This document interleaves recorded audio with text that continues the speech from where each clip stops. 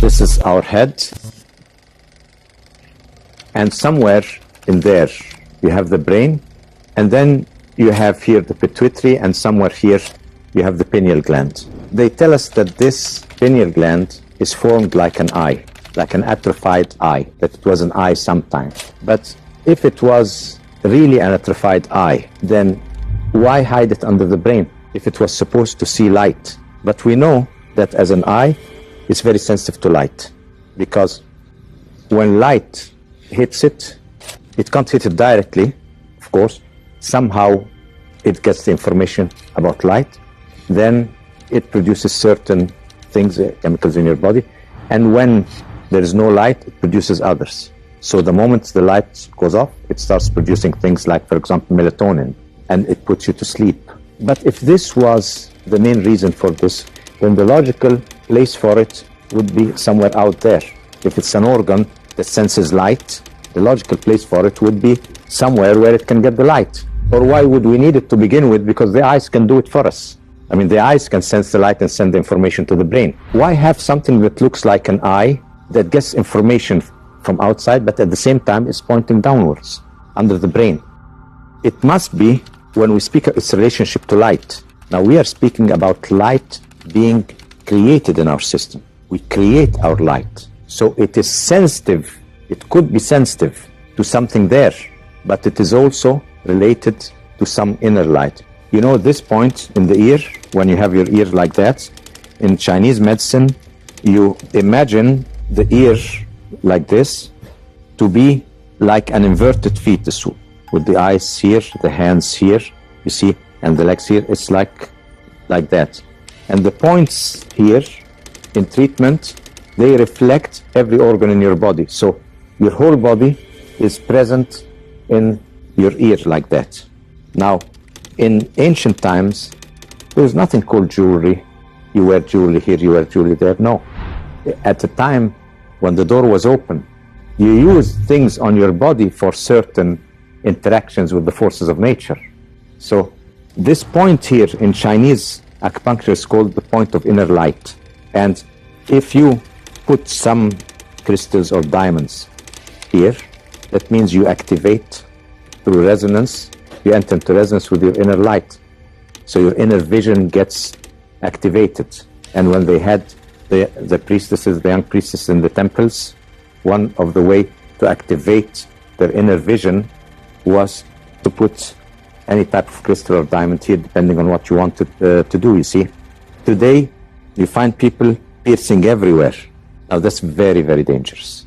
You could completely disrupt the functioning of your physical organs by piercing at this point or at that point or this point. They don't know that every point in the body is related to a certain organ, and you don't know the point you are piercing with what is it related, what are you really piercing, and what metal are you putting there, and what thing, something might be good in one place and not in the other, and all that. So it's very, very dangerous. We have seen, there is evidence that the ancient Egyptians did some piercing and things, and the Sumerians did it, or we have evidence of tattoos in ancient times and all that, but they chose the right symbol, the right shape on the right spot and all that. It wasn't just playing around.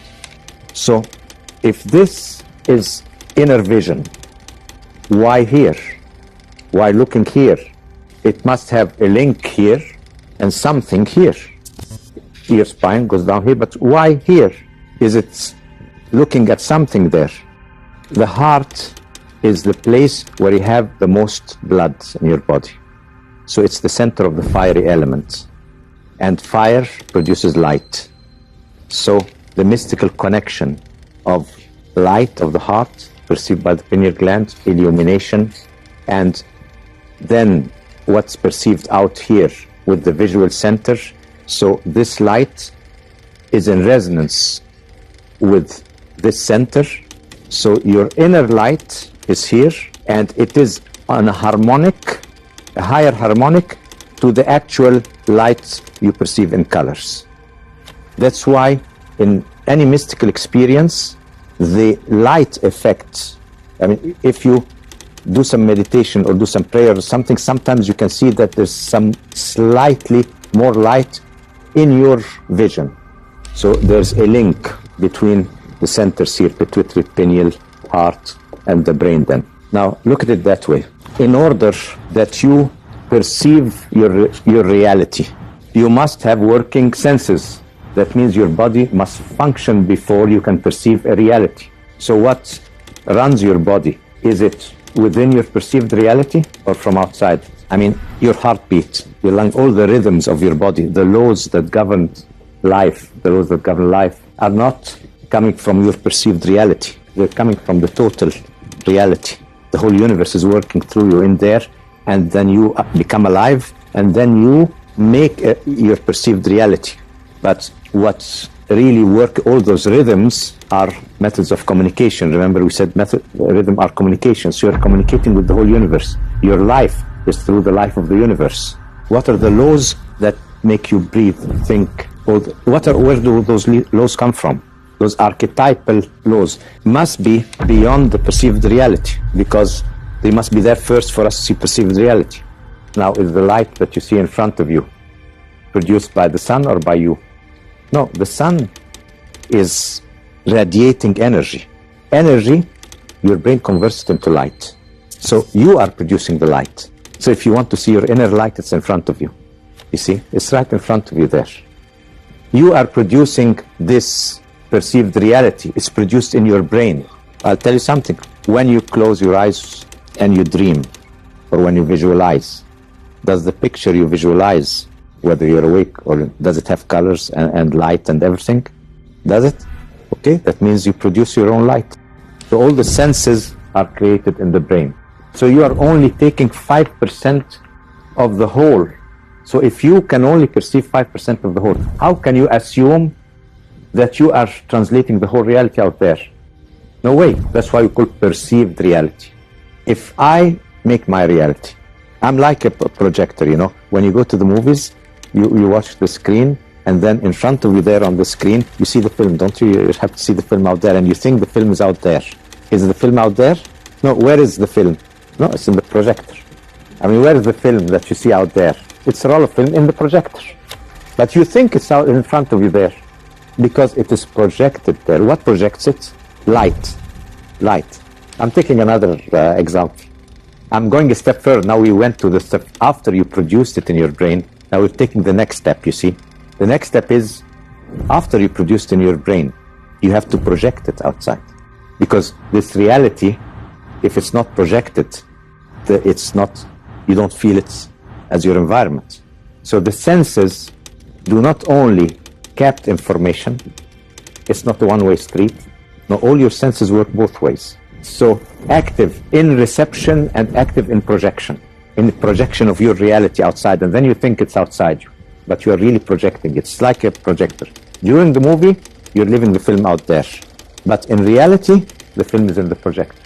See? And the light is taking it out there. It's projected outside.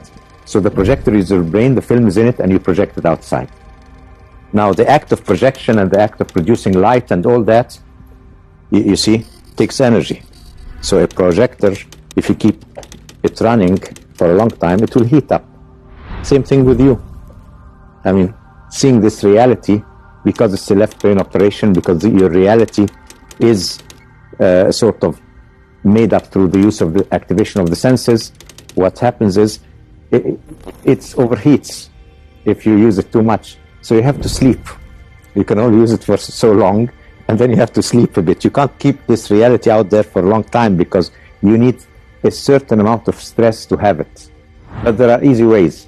Whenever it gets too stressful, you daydream. So you activate the other part of the brain. And then some daydreaming is relaxing. See, if a person has too many problems, he just daydreams a bit, yeah, and then you feel, and with many people, it becomes automatic.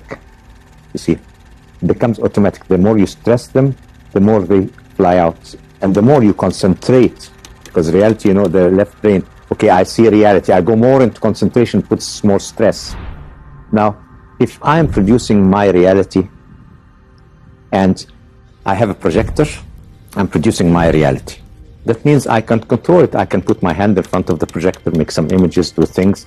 So I can play with this reality if I'm producing. But it doesn't work that way. Imagine that there are 100 projectors producing the film. I can't, whatever I do with one will not even be seen out there. Even if I close it off completely, the film is still going on, you see.